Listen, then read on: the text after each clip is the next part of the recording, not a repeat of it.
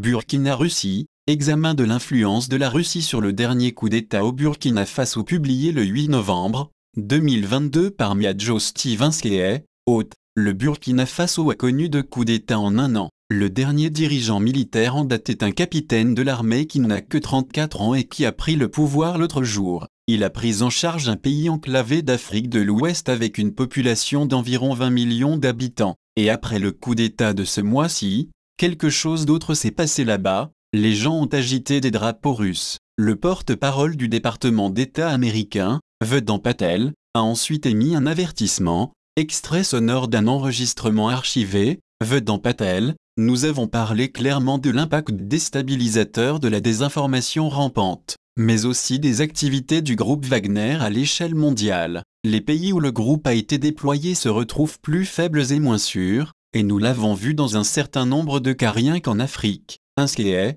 la Russie, désinformation, groupe Wagner, que se passe-t-il en Afrique de l'Ouest ? Rinaldo Depagne est le directeur adjoint de l'Afrique à l'International Crisis Group et nous aidera à le comprendre. Bonjour, Rinaldo Depagne, bonjour. Inskéé, la Russie a-t-elle quelque chose à voir avec ce changement de pouvoir en Afrique de l'Ouest ? Depagne, c'est très difficile à dire et à prouver. Mais la Russie est certainement plus proche que jamais de conclure un accord avec le Burkina et certainement que la Russie l'était avec le président, l'ancien président d'Amiba, et cela pour plusieurs raisons. Le premier est la déclaration du président Traoré, et le président Traoré, il y a 8 jours, a dit qu'il pouvait solliciter une assistance militaire diversifiée sans nommer la Russie, mais tout le monde pensait à la Russie. Deuxième raison, Yevgeny Prigozhin, le patron de Wagner PMC Enterprise, a proposé de travailler avec Traoré. Troisième raison, nous avons maintenant un acte juridique,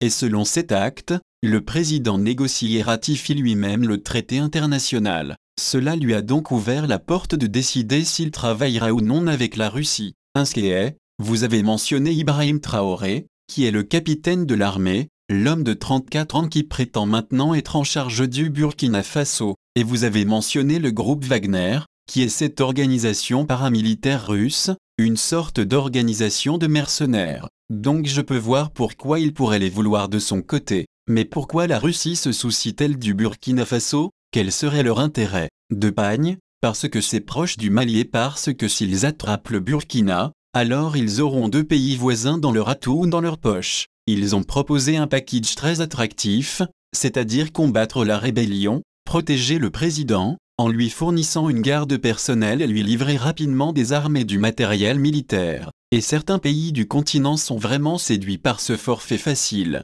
Inskéé, revenons donc au Burkina Faso. Qu'y a-t-il de valeur au Burkina Faso ? Depagne, or, et vous avez actuellement 17 exploitations minières industrielles qui travaillent au Burkina, et l'un d'eux est sous contrôle russe, mais 16 d'entre eux sont sous contrôle occidental, de nombreux mineurs ou sociétés minières canadiens. Inskéé, et donc maintenant, il pourrait y avoir des conflits là-bas. Merci beaucoup pour les idées, j'apprécie beaucoup. Depagne, d'accord, merci, merci. Inskéé, Rinaldo Depagne est le directeur adjoint Afrique de l'International Crisis Group.